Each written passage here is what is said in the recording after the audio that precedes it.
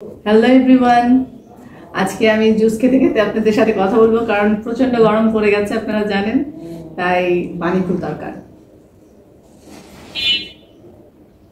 আজকে আমি আবারও শুরু করছি কোরআনের সূরা বাকারা 285 নম্বর আয়াত থেকে। কারণ জানি না কেন বারবার ফিল করছি যে এই আয়াতগুলো আপনাদের কাছে পৌঁছানো দরকার। সাথে আরো কিছু আয়াত আমি বলবো। সূরা বাকারা 285 নম্বর আয়াতে আল্লাহ বলেছেন, রসুল সে বিষয়ের উপর ঈমান এনেছে যা তার উপর তার মালিকের পক্ষ থেকে নাজিল করা হয়েছে। তার সাথী মুমিনরাও ঈমান এনেছে। এরা সবাই ঈমান এনেছে আল্লাহর উপর, তার ফেরেশতাদের উপর, তার কিতাবসমূহের উপর, তার রাসূলদের উপর। আমরা তার নবী রাসূলদের কারো মাঝে কোনো রকম পার্থক্য করি না। তারা বলে, আমরা শুনেছি এবং মেনে নিয়েছি। হে আমাদের রব, তোমার ক্ষমা চাই এবং তোমার কাছেই হচ্ছে সবার ফিরে যাওয়ার জায়গা। 286। আল্লাহ তাআলা কাউকেই তার শক্তি সামর্থ্যের বাইরে কোনো কাজের দায়িত্ব চাপিয়ে দেন না। সে ব্যক্তির জন্য ততটুকুই বিনিময় রয়েছে যতটুকু সে অর্জন করবে। আবার সে যতটুকু মন্দ দুনিয়ায় অর্জন করেছে তার উপর তার ততটুকু শাস্তি পতিত হবে। অতএব হে মুমিন ব্যক্তিরা, তোমরা এই বলে দোয়া করো, হে আমার রব, আমরা যদি কিছু ভুলে যাই, কোথাও যদি আমরা কোনো গুনাহ করে ফেলি, তার জন্য তুমি আমাদের পাকড়াও করো না। হে আমাদের রব, আমাদের পূর্ববর্তী জাতিদের উপর যে ধরনের বোঝা তুমি চাপিয়ে দিয়েছিলে তা আমাদের উপর চাপিও না। হে আমাদের রব, যে বোঝা বইবার সামর্থ্য আমাদের নেই তা তুমি আমাদের উপর চাপিয়ে দিও না। তুমি আমাদের উপর মেহেরবানি করো, তুমি আমাদের মাফ করে দাও, আমাদের উপর তুমি দয়া করো। তুমি আমাদের একমাত্র আশ্রয়দাতা বন্ধু। অতঃপর কাফিরদের মোকাবেলায় তুমি আমাদেরকে সাহায্য করো। তো আমরা এখানে কি দেখলাম, আল্লাহর কাছে আমরা দোয়া চাইছি। এই দোয়াটা আমরা কিন্তু সবাই পড়ি। 286 নম্বর আয়াতটা দোয়া হিসেবে আমরা নামাজের মধ্যে সবসময় খুব গুরুত্বপূর্ণ এই দোয়াটা পড়ি, কিন্তু এটার অর্থ আমরা জানি না। এখানে আমরা বলছি যে দুনিয়াতে আমরা যা অর্জন করেছি, মানে দুনিয়াতে আমরা যে ধরনের কাজগুলো করে যাচ্ছি, ভালো কাজে পরিণতি আমরা ভালো ফল ভোগ করবো, আর খারাপ কাজ করে মন্দ কাজের পরিণতি আমরা মন্দ ফল ভোগ করবো। তো সেই জন্য আমরা আল্লাহর কাছে মাফ চাচ্ছি যে তার উপর ততটুকুই শাস্তি পতিত হবে। তো আল্লাহ এটা বলছে ততটুকুই শাস্তি হবে। তো ভালো মন্দের কাজের দুইটা শাস্তি আমরা এখানে পাবো, খারাপ ভালো মিলিয়ে। আর আমরা এখানে বলছি আল্লাহকে আমাদের বন্ধু, আমরা আল্লাহকে আমাদের বন্ধুর মতো করে কথা বলবো। আমি যে বলি সবসময় আল্লাহর সাথে আপনার কানেকশনটা কিরকম, বন্ধুর কাছে সব কথা বলা যায়, এখানে লুকানোর কিছু নেই। আল্লাহর কাছে আমাদের লুকানোর মতো কোনো অবস্থানই নেই। উনি সব জানেন, সব দেখেন, সব বুঝছেন। যখন আমি চাবো তাহলে আমার মনের ভিতরের অন্তরের ভিতরের পর্দার ভিতরে যা আছে সেটুকুও আল্লাহ জানে। তো আমি বন্ধুর মতো করেই তার কাছে চাইতে পারবো।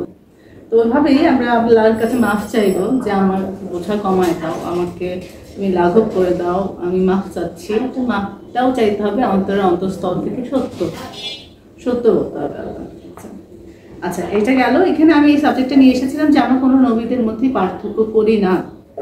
আল্লাহ নবীকে বলছেন যে তোমরা, আমি যত নবী রাসূলদেরকে 285-তে, আমরা তার নবী ও রাসূলদের মাঝে কোনো রকম পার্থক্য করি না। তারা বলে, আমরা শুনেছি এবং মেনে নিয়েছি। তার মানে আমরা এটা শুনে মেনে নিয়েছি যে আমরা আসলে কোনো নবী রাসূলদের মধ্যে পার্থক্য করি না। এখন আমি 22 নম্বর সূরার 78 নম্বর আয়াত হচ্ছে, 22 নম্বর সূরা হচ্ছে সূরা আল হাজ। সূরা আল হাজের 78 নম্বর আয়াত। এখানে আল্লাহ বলছেন, তোমরা আল্লাহ তাআলার পথে জিহাদ করো, যেমনই তার জন্য জিহাদ করা তোমাদের উচিত। তিনি দুনিয়ার নেতৃত্বের জন্য তোমাদেরই মনোনীত করেছেন এবং জীবন বিধানের ব্যাপারে তিনি তোমাদের ওপর কোনো সংকীর্ণতা রাখেননি। তোমরা তোমাদের জাতির পিতা ইব্রাহিমের দ্বীনের উপর প্রতিষ্ঠিত থাকো। আমাদের জাতির পিতা কে? ইব্রাহিম। সে আগেই তোমাদের মুসলিম নাম রেখেছিল। এর কোরআনের মধ্যেও তোমাদের এই নামেই দেওয়া হয়েছে। তোমাদের রসুল যেন তোমাদের মুসলিম হবার উপর সাক্ষ্য প্রদান করতে পারে, আর তোমরাও গোটা মানব জাতির উপর আল্লাহর দ্বীনের সাক্ষ্য প্রদান করতে পারো। তোমরা নামাজ প্রতিষ্ঠা করো, যাকাত আদায় করো এবং আল্লাহ তাআলার রশি শক্তভাবে ধারণ করো। তিনি তোমাদের একমাত্র অভিভাবক, কত উত্তম অভিভাবক তিনি, কত উত্তম সাহায্যকারী তিনি। তো এখানে আমরা জানলাম যে ইব্রাহিম নবী আমাদের জাতির পিতা এবং তিনি আমাদের মুসলিম নামটি রেখেছিলেন তিনি। এবং আমাদের হযরত মুহাম্মদ সাল্লাল্লাহু আলাইহি সাল্লাম এই সাক্ষ্য প্রদান করছেন যে আমাদের জাতির পিতা ইব্রাহিম এবং তিনি আমাদেরকে মুসলিম জাতি হিসাবে নামকরণ করে রেখে গেছেন এবং আমরাও সেই সাক্ষ্যই বহন করে যাচ্ছি।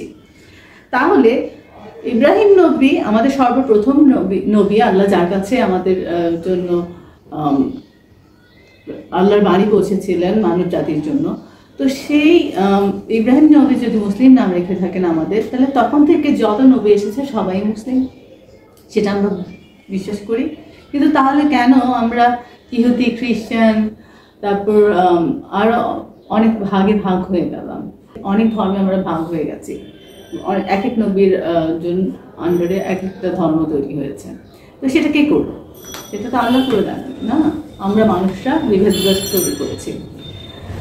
আর আরেকটা আয়াত আমি পড়েছিলাম, সেটা হচ্ছে সূরা বাকারার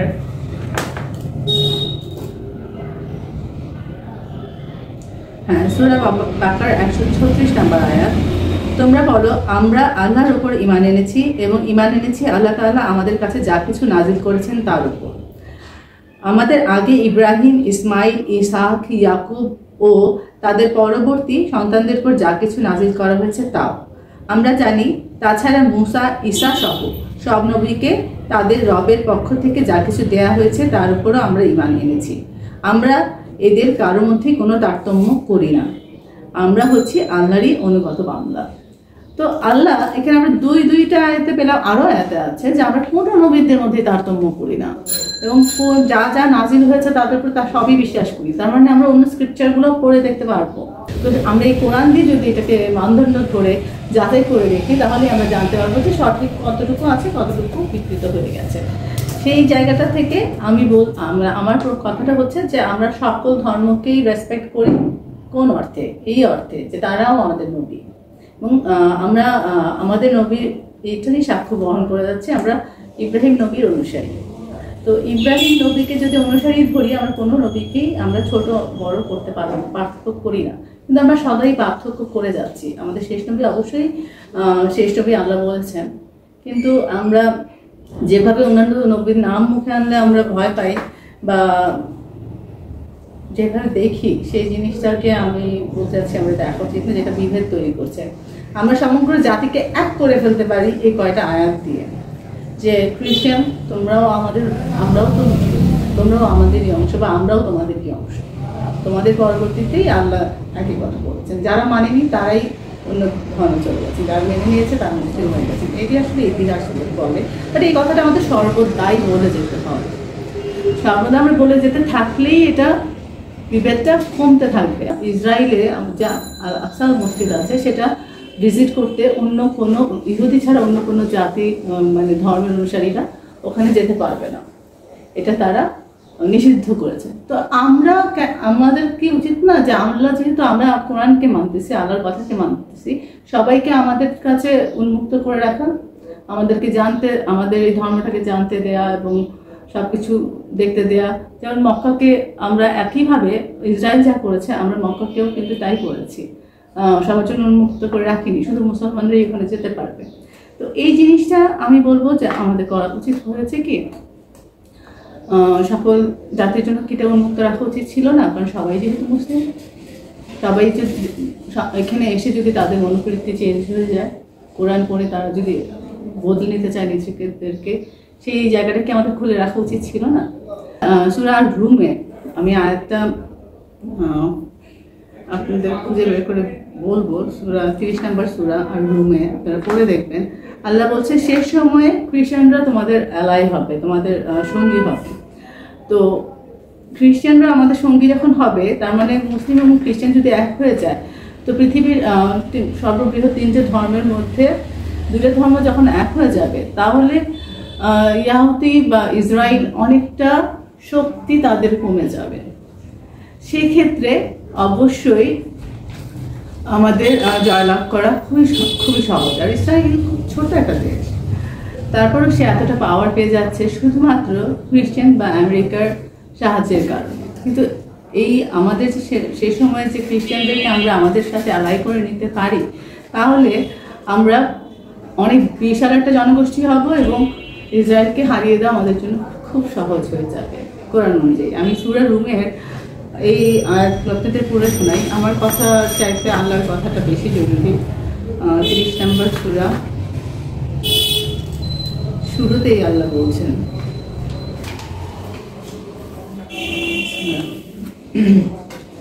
30 নম্বর সূরা, সূরা আর রুম, আয়াত 2। রুম জাতি পরাজিত হয়ে গেছে, পরাজিত হয়েছে ভূমণ্ডলের নিম্নতম অঞ্চলে। তাদের এই পরাজয়ের পর অচিরেই তারা আবার বিজয় লাভ করবে।